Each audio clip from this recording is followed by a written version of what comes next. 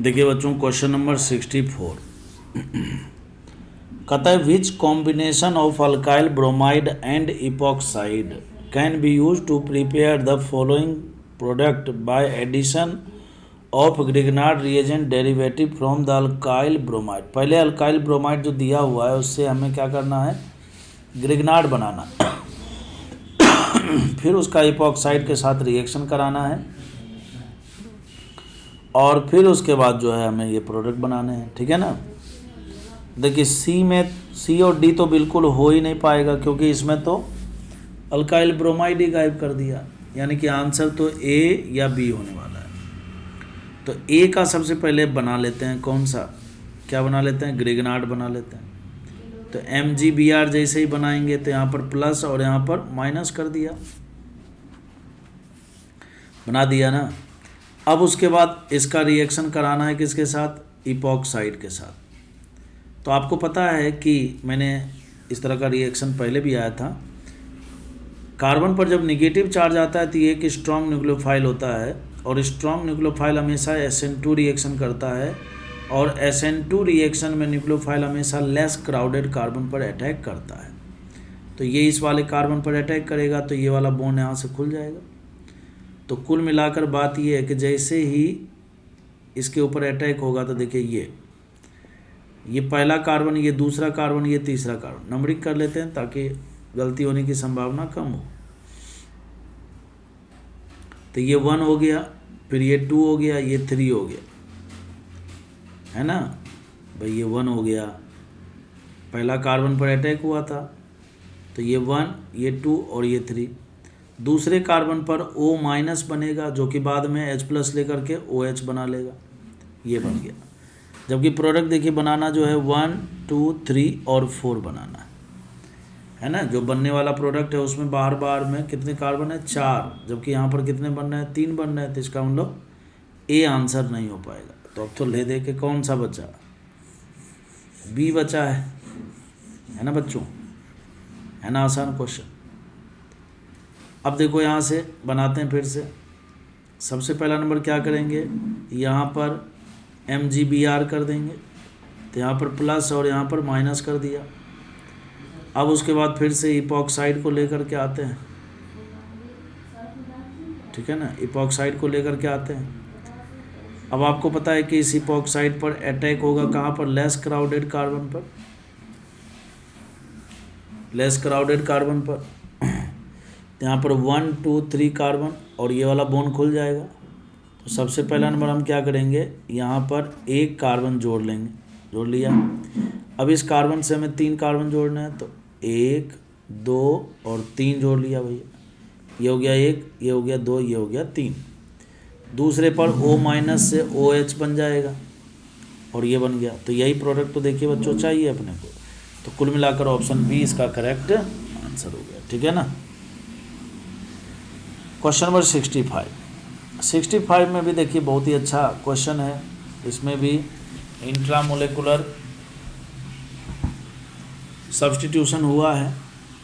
तो सबसे पहला नंबर देखिए, किस रिंग में एंगल स्ट्रेन ज़्यादा है, पहले ये देखना पड़ेगा। क्योंकि जिस रिंग में एंगल स्ट्रेन ज़्यादा होगा, जिस रिंग में एंगल स्ट्रेन ज़्यादा होगा वही रिंग सबसे ज़्यादा रिएक्टिव होगा और वही जल्दी टूटेगा, पहला नंबर। दूसरा नंबर ये है कि ये भी देखिए कि लिविंग ग्रुप कौन सा ज़्यादा अच्छा है, सल्फ़र ज़्यादा अच्छा है या ऑक्सीजन है।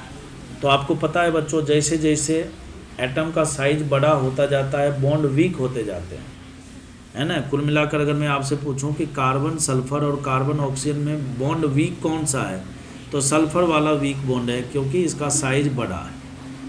तो इसीलिए जो ग्रिग्नार्ड है ना, ग्रिग्नार्ड, इस ग्रिग्नार्ड का अटैक जो है ना बच्चों सल्फ़र वाले रिंग पर होगा। सल्फ़र वाले रिंग में भी कहाँ पर, यहाँ पर देखो, ये देखिए स्ट्रॉन्ग न्यूक्लियोफाइल है तो SN2 अटैक होगा। तो ये बच्चों इधर वाले पर अटैक करेगा, लेस क्राउडेड कार्बन पर। भाई ये वाला कार्बन 1 डिग्री है और ये कार्बन देखो बच्चों 2 डिग्री है। तो ऑब्वियस सी बात है ये 1 डिग्री वाले पर अटैक करेगा तो ये बॉन्ड इधर खुल जाएगा। तो कुल मिलाकर बात ये है कि ये हो गया 18 और ये यहाँ से, ठीक है ना, ये यहाँ से S- बन गया और बच्चों यहाँ पर हमने एक R जोड़ दिया, ये बॉन्ड खुल गया ना, तो S माइनस बन गया। अब क्या करें, क्या यही आंसर है? नहीं बच्चों, ये जो दूसरा रिंग है, ये जो दूसरा रिंग है, ये भी तो अपने आप में क्या बना हुआ है? एक न्यूक्लियोफाइल बना हुआ है। दूसरा रिंग जो है ये भी तो एक इलेक्ट्रोफाइल है, पार्शियल निगेटिव, यहाँ पर पार्शियल पॉजिटिव, यहाँ भी पार्शियल पॉजिटिव, और ये पार्शियल नेगेटिव, रिंग खींच रहा है। तो ये क्या करेगा बच्चों? अटैक करेगा। कहाँ पर? अब S माइनस अपने आप में एक न्यूक्लियोफाइल है, तो ये न्यूक्लियोफाइल दो जगह अटैक कर सकता है। इस वाले कार्बन पर भी अटैक कर सकता है, इस वाले कार्बन पर भी अटैक कर सकता है। अगर मैं इस वाले कार्बन पर अटैक करता हूँ तो देखो यहाँ पर 1 2 3 4 मेंबर का रिंग बन जाएगा, जो कि कहीं पर किसी भी ऑप्शन में नहीं बना रखा है। तो 4 मेंबर के बारे में सोचना नहीं, तो यहाँ पर हमें अटैक नहीं करना। तो हमें क्या करना है ना, जैसे आपने एक रिएक्शन पढ़ा होगा NGP, नेबरिंग ग्रुप पार्टिसिपेशन, है ना, नेबरिंग ग्रुप पार्टिसिपेशन। तो यहाँ पर बगल वाले कार्बन पर देखो, यहाँ पर एक लिविंग ग्रुप है, O माइनस बॉन्ड तोड़ने के लिए तैयार है। तो इसीलिए ये पड़ोसी क्या करेगा, इसी के ऊपर अटैक करेगा और इस बॉन्ड को तोड़ देगा। जैसे ही तोड़ेंगे तो बच्चों क्या होगा, यहाँ पर एक सल्फर ये ऐसे करके जुड़ जाएगा, और फिर यहाँ से ये R बन जाएगा, और फिर ये इधर जा कर के O माइनस 18, है ना, और जो कि O माइनस H प्लस लेकर के, अच्छा H प्लस नहीं देना है, आगे रिएक्शन बढ़ेगा। ये हो गया। अब उसके बाद क्या होगा बच्चों, यहाँ पर CH3I जो दे रखा है, अब ये O माइनस इसके ऊपर अटैक करेगा। जैसे अटैक करेगा तो यहाँ से इस O18 में हमें CH3 जोड़ देना है। तो ऐसा करने से हमें option number C correct answer के रूप में मिल जाएगा। देखिए फिर से मैं आपको समझाता हूँ। सबसे पहले न्यूक्लियोफाइल ने वहाँ पर अटैक किया जहाँ पर बॉन्ड वीक था और जिसमें एंगल स्ट्रेंथ ज़्यादा था। तो इस वाले सल्फर का साइज़ बड़ा है ना, तो छोटे रिंग में बड़े साइज़ का एटम रहेगा तो एंगल स्ट्रेंथ बढ़ जाएगा, तो वहीं पर अटैक हुआ। S माइनस अपने आप में एक स्ट्रॉन्ग न्यूक्लियोफाइल है, और बगल वाला जो 3 मेंबर रिंग है उसके अंदर एंगल स्ट्रेंथ अभी भी है।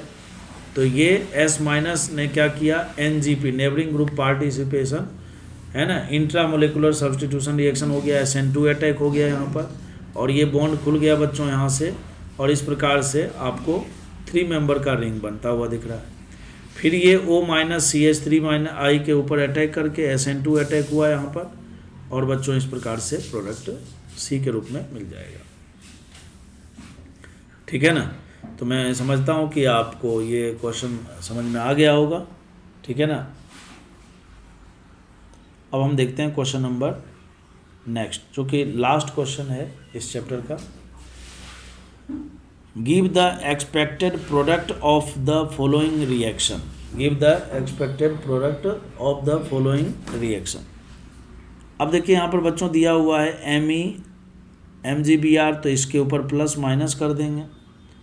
तो ऑब्वियस सी बात है बच्चों, यहाँ पर देखिए C डबल बॉन्ड O में ऑक्सीजन खींच रहा है, तो भाई क्या होगा, इस वाले कार्बन पर पॉजिटिव चार्ज क्रिएट होगा, और यहाँ पर भी पॉजिटिव चार्ज है, ये भी खींच रहा है, ये भी खींच रहा है। ठीक है ना। तो बच्चों इसका सबसे पहले यहाँ पर अटैक होगा, तो क्लोरीन हटेगा।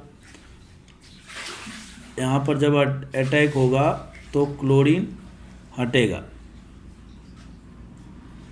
और यहाँ पर एक मिथाइल आ करके लग गया और C डबल बॉन्ड O। चूँकि एक्सेस अमाउंट में दे रखा है बच्चों, एक्सेस अमाउंट में दे रखा है ग्रिग्नार्ड, ठीक है ना, तो इसीलिए इसका फिर से अटैक होगा इस वाले पर, और यहाँ से ये बॉन्ड खुल जाएगा, तो O माइनस OH में कन्वर्ट हो जाएगा। O माइनस किस में कन्वर्ट होगा, OH में कन्वर्ट हो जाएगा। तो यहाँ पर बच्चों एक मिथाइल और जोड़ देना है हमें, ये भी मिथाइल जोड़ दिया, और ये O माइनस को हमने OH बना दिया। यहाँ तक कोई दिक्कत नहीं है। अब ये जो C डबल बॉन्ड O है, इसके ऊपर भी तो अटैक होना है यहाँ से, तो यहाँ पर भी एक मिथाइल जोड़ देंगे, तो एक OH बना देंगे और एक मिथाइल बना देंगे बच्चों। तो इस प्रकार से देखिए इसका करेक्ट आंसर जो है वो D होगा। C इसलिए नहीं होगा क्योंकि यहाँ अटैक नहीं कराया। A तो बिल्कुल ही गलत है, यहाँ पर बच्चों बिल्कुल गलत है। ठीक है ना। तो कुल मिलाकर D इसका करेक्ट आंसर है। तो इस प्रकार से एक्सरसाइज 1 जो है इसका कंप्लीट सॉल्व करके आपको दे दिया गया है। एक्सरसाइज 2 जो है बच्चों इससे भी एडवांस लेवल का क्वेश्चन है, वो भी आपको करना चाहिए, बट वो आपको तब करना चाहिए जब एक्सरसाइज 1 में आपका कॉन्फिडेंस बहुत ज़्यादा बढ़ जाए। ठीक है ना बच्चों? ओके।